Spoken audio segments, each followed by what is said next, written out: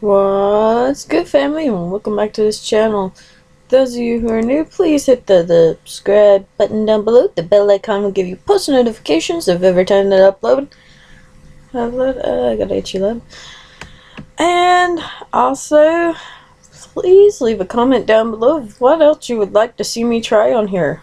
Soon enough, I think towards the end of this month, beginning of next month, I'll be able to do an unboxing video with you guys.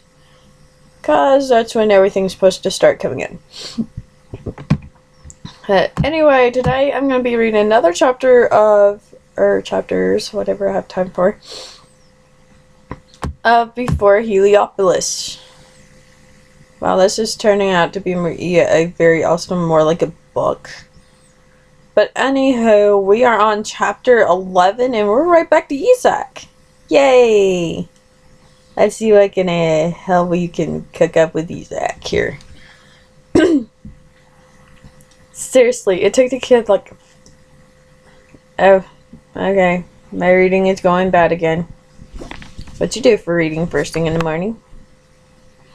Seriously, it took the kid about 5 minutes, the Arca chuckled. It was almost painful to watch. I laughed with him at the thought of Nickel struggling to take apart and reassemble the gun. That guy really had no idea, did he? Aw, poor kid should never been in there.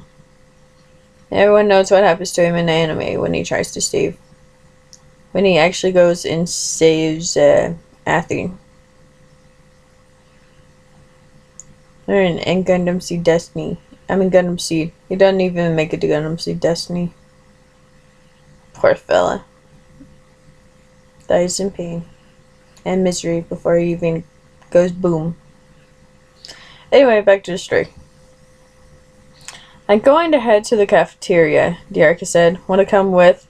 I shook my head and told him that I'd already eaten.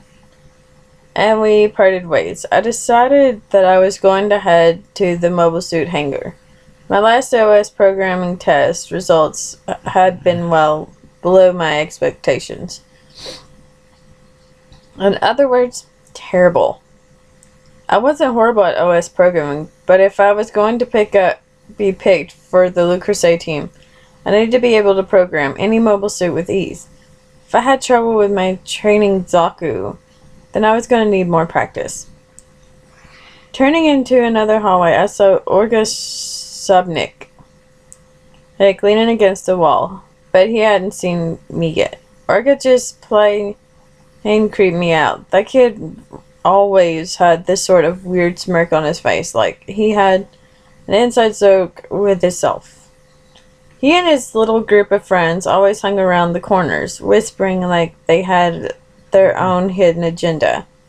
Maybe they did. Still haven't seen me. Olga was acting really weird, even for himself. His fingers were twitching, his eyes were wide. He seemed out of breath, gasping, and it looked like the wall was the only thing that held him up and kept him from crashing to the floor. He looked as if he was in pain, too shocked and too confused to say anything. I just stood and watched as he pulled something out of his pocket, a little brown flask, and drank the whole thing in one gulp. All of a sudden, he was fine again. His breathing returned to normal, and he stood up straight again. Taking a breath, he made a noise that sounded like a sigh of relief, then pulled out a phone and began to speak into it. Clotho, yeah, it's me. He said he must have meant Clotho Viewer, one of his friends. Yeah, I'm fine now. Listen, I'm a flat kid. Yeah, he's alone now. He paused while the person on the other end spoke.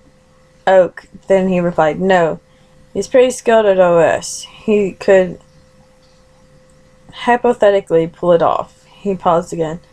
No, he doesn't really have any friends. Look, it's no problem, alright? Get into position. I'll meet you and then we'll talk, okay?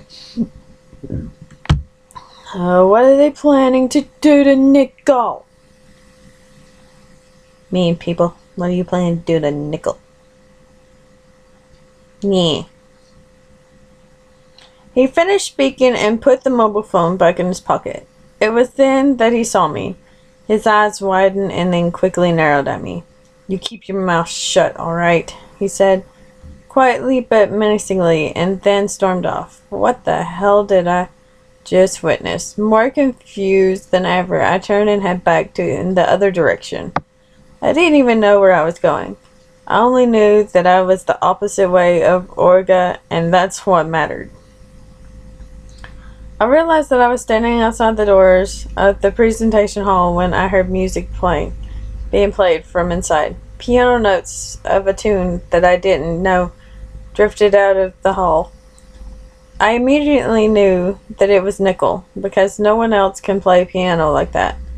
On important occasions, someone gets up and plays a few tunes, like the Plant National Anthem, but this was far from that. The music I could hear was classical and sounded pretty old. With nothing better to do, I leaned my head against the door, closed my eyes, and just listened, remembering what Orga had said. What was he talking about Nickel for? I agree. Why were they talking about Nickel? I'm gonna find out anytime soon what they're gonna do to Nickel. Hopefully in the next chapter or so. I hope. Because I'm just curious now what they're gonna do to him. I'm not sure how long I stood there. 10 minutes maybe? I realized how tired I was. But I opened my eyes again when the lights turned off suddenly. With no windows in this part of the building, I was plunged into complete darkness for a few seconds before the emergency lights came on. Nickel had stopped playing when the lights went off, but now he began to play again.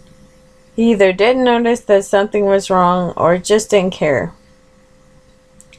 But I was now even more confused. This building and its power generator were state of the art. We never had blackouts. Ever. Something was going on here. I just knew it. Leaving Nickel to finish his piece, I decided to investigate further. Cool. I don't know why, but that is seriously the coolest thing ever. Anyway, I'm going to end this video here. Yeah, as you see, I'm reading it from my Samsung.